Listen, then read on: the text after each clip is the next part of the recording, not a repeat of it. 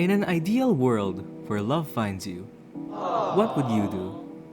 Would you let yourself fall and let nature take its course?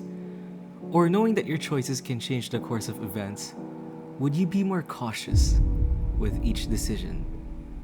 What if I told you that there's a game where you can play in the said world where your choices ultimately affect how the story ends? That game is 5 Hearts Under One Roof. Hey there, I'm Kiazu. For today's video, I'm going to be talking about my experience playing this game as someone who has never touched or played a dating sim before. Let's first discuss what the game is all about.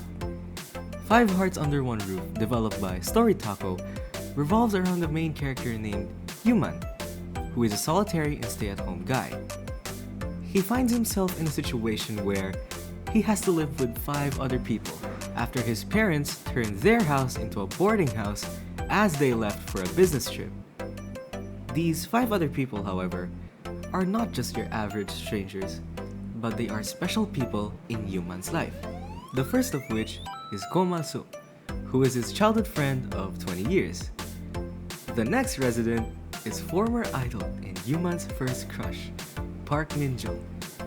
Next up is his boss, Grand Dong, who he coincidentally meets on his way to his job interview. The fourth resident is Koon B, who is someone that's very focused on Yuman. Lastly, Joseon, the mysterious recluse who has been secretly living in Yuman's house for a long time after being allowed by his parents. Pretty crazy premise already, right? Well, we're just getting started. Let's now move on to my thoughts about the plot or story of the game. As someone who has never played a game like this before, I wasn't really sure what to expect. It felt odd, and the start of the game was really a shock to me.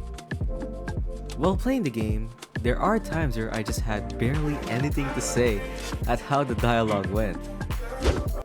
Nah man, nah. 진짜. This guy's living on easy mode, bruh. Was I flabbergasted? A bit, probably. Was I cringing? At first, yeah. However, after progressing some more, I was starting to understand how the game worked, and I kinda started to like it, which was unexpected because during the first few minutes of the game, I was ready to quit and switch to a different game. After a few chapters though, I now know how and why people like this game.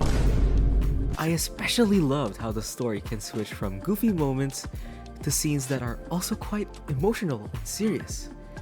Though there are some instances where it felt a bit off, as the transition from one scene to another was just a bit too random for me.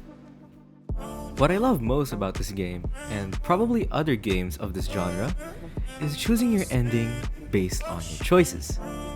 It's pretty cool to have that feature, as it really helps you play as the main character themselves, where you can really immerse yourself as Yuman. Before I realized it, I was already gravitating towards the vibe of the game and their characters.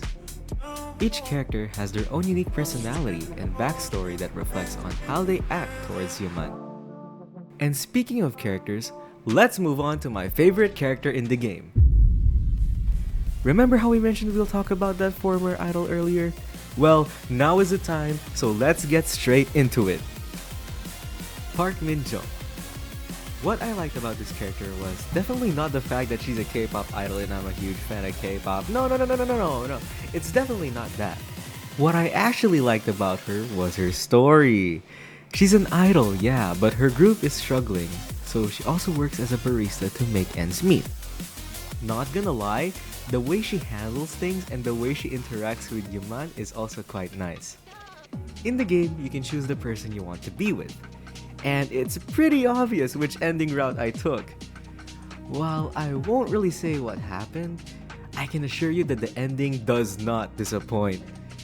After this, I also tried the endings of the other characters and they were all amazing. Now, given everything I mentioned earlier, does this game get the Mizukori mark of approval?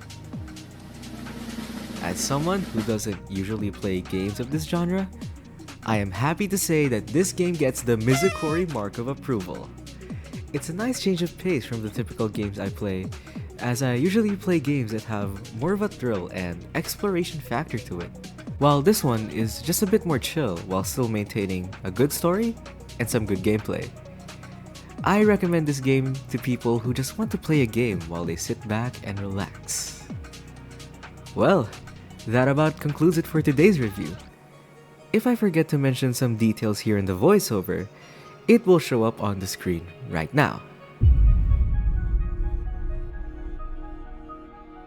Thanks for watching, and I'll see you guys in the next one.